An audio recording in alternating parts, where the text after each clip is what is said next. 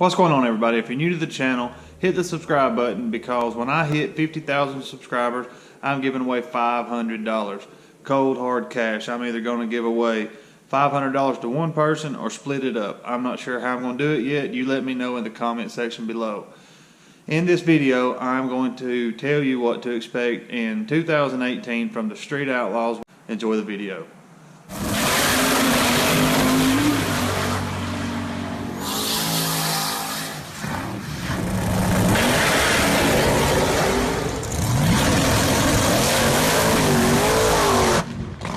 First thing I want to do is go over something about Monza's new twin turbo setup and my last video I made.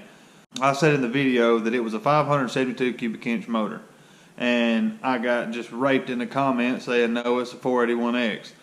481X is 572 cubic inches for everybody who, blew me up in the comments, just so you know. But that's one thing that you're going to be seeing in season 11 of Street Outlaws is Monza has went twin turbo. Twin Precision Pro Mod 98 turbos. Beautiful, beautiful setup, beautiful car. Everything about the car is immaculate. I think Monza will do the right thing. He's not going to be the next Dominator. I do feel like he will put the time in to do it right. I personally didn't see it coming. I seen a Pro Charger in his future and I was wrong. That leaves Doc with the Street Beast being the only nitrous car left in the 405 on the list. As we know, he just built that monstrous 1,000 cubic inch engine and has just unveiled that is going to be what is powering the Street Beast in season 11. Next thing I want to talk about is Jeff Lutz and the 57. That car is beautiful. And I feel like it's going to be so close to a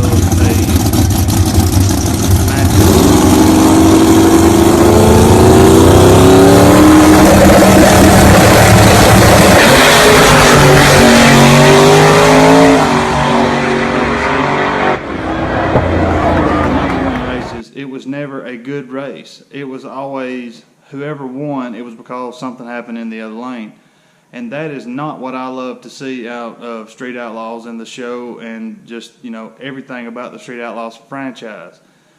That's not what the show was built around. That's not what it's supposed to be. There was so many different number ones, and, and with the new rules that come into place this year, if you just had a bad night, instead of being able to wait, you could lose 3 or 4 spots. And that doesn't block up the list, but it can take a number 1 car and put it at number 5, in one race night. And with them not racing anyone else the entire season 10, all it done was put, the faster guys down the list, and it didn't do justice to the list as far as putting the fastest car at number 1, in my opinion.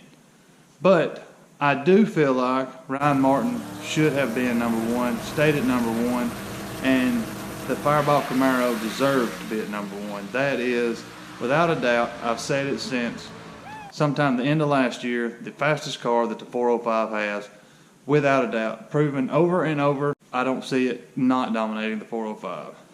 Another one I want to talk about, and that is Kamikaze with that twin turbo El Camino. The slut, the underdog, the one who is not supposed to do the things that he does, but he puts that El Camino out there and it does work. That car is not the pile that he got out of the shed, in season 5. That is not the same car at all. The only thing about that car that's the same is the shell. That car has been completely overhauled to a G-body rocket that is going to be a force to be reckoned with in season 11. Without a doubt, with his relationship with Midwest and their turbo smarts, their everything that they know about turbo will be shown in the progression of the El Camino, without a doubt. That car will not have any transition time, I don't think. I think he will do what he's supposed to do. He is wanting to prove that car worthy of being a top 5 car and will not have a minute's trouble at doing so, my opinion. The next one that I want to talk about is the new Murder Nova. Another one that is insane fast. The last passes it made on the last episode of season 10 was the fastest passes I have seen on that show to date on the street. I don't know if it was trickery within the cameras and the shots, or if the car is that fast. I truly feel like the car is that fast. That car is a rocket. He took long enough to build the car exactly the way he wanted it. You know, his dream car, whatever. He rebuilt the car 3 or 4 times before he ever made a pass in it. And that car is dialed in. That car is making passes. That car is going straight. And that is going to be a number one contender without a doubt. No doubt in my mind, number one car right there. Wait and see. The new Murder Nova is going to be a number one car. The next one that I want to talk about is Big Chief. Big Chief has always been the trendsetter, the one who, you know, can make a perfect pass and come back and completely change everything just to try to get that one more thousandths, or, you know, that 1 more mile an hour out of that car. But everyone else is progressing but Big Chief. Unless he's doing something that nobody knows about, kind of like Monza did, that is going to be the only car that is left the way it was. That car is fast the way it is. He built a car supposedly in 8 days for the mega race last year, whom we all know about. But that car is always going to be a force to be reckoned with on the street. And he will be the first to tell you he is a street racer. He is not a no prep or track racer. Yeah, he likes grudge racing. He'll go to these no preps, but he is a street racer. That car is a purpose-built street raced car. And with him behind the wheel, it is always going to be insane fast. It's always going to go A to B, and it's always going to be fast when it does so. The next one that I want to talk about, and that would be Daddy Dave. Daddy Dave also went with a Proline 481X. I'm not sure what stage he went with. Put in the comments below if you know which stage it is. But he went with a 481X Pro Charged instead of twin turbo. Either way, it's boost fed, and also top 5 car without a doubt. Daddy Dave is probably the best driver the 405 has, no matter where he's at. No matter if he's on a track, he's on the street, he's on a no prep, he's on prep. It don't matter. He is going to be a finalist car. There's so many times that he has looked up, or, you know, whatever the case might have been, and ended up being in the finals or won, whether it be a grudge race, an event, or, you know, whatever. He's going to shine no matter what. He always has. He's always been a number one contender for everything. The next one I want to talk about is his new Pro Charge car, D's Nuts. Video on the screen right now of that car putting it on the back bumper at Valdosta at the radio race. If he accepts help, if he listens and does what he wants to do, he has the means to be a number one car. No doubt. You wait and see. If he will pay attention, do what he's supposed to do, and just drive and quit messing with stuff and quit thinking you're too good for the list, he will be a top 5 car without a doubt. Whenever he put his drag week motor in the Reaper car, that car come alive, that car done work, and that car made A to B passes. He was overpowering the road, and he could not get the concept to pull enough power out to make the car hook on the road. He's got 4,000, 3,000, 2,500, whatever horsepower he might have. He was trying to use every bit of it, blow the tires loose, or somebody would get in his head and he would lose. But I do feel like he has the means to put his new car at number one if he would just listen, slow down, pay attention, and do what he needs to do that. He had said a long time ago that he was going to run up that list and quit. Well, the list was a little bit harder than he thought it was going to be. You cannot take a track car and pull it straight off the track and go to the street like he thought you could. The cars was a little faster than he thought they was, and that list was a little harder to climb up than he thought it was. I want to say he might have made it to number 5, 4 or 5, I'm not sure. But he was there one night and went down, and that was it. He was done. The Reaper car never made a comeback. He hovered at 7, 8, 9 till he finally pulled the car off the list when he got the new car done. one of the last ones I want to talk about, and it's Chuck with the Mustang. To my knowledge, there's not been any changes or upgrades since season 10. Any major changes or updates since season 10. But I'm not sure if he needed to update anything.